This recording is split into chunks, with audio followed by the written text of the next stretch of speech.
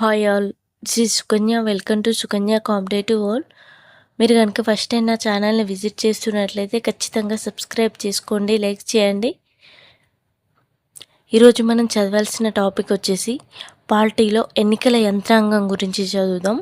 ఎన్నికల యంత్రాంగం, ఎన్నికల చట్టాలు, ఎన్నికలు, రాజకీయ పార్టీలు, పార్టీ ఫిటాయింపు చట్టాలు, ఎన్నికల సంస్కరణలు.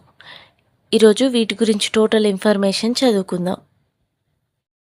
తెలంగాణ హిస్టరీలో వచ్చేసి ఆల్రెడీ నిన్న స్టార్ట్ చేశాం కదా, అసఫ్జాహీ డైనెస్టీ నుండి. అసఫ్జాహీ అది టోటల్ కంప్లీట్ అయిందా లేదా అనేది నాకు తెలీదు, నాదైతే కంప్లీట్ అవ్వలేదు.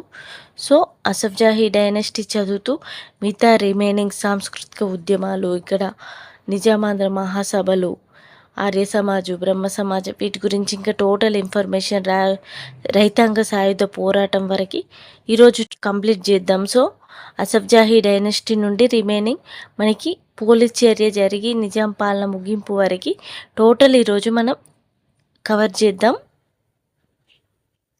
ఇంకా మనకి రీజనింగ్లో వచ్చేసి క్యూబ్స్ అండ్ డైస్ చూద్దాం. Cubes and dice and ranking test.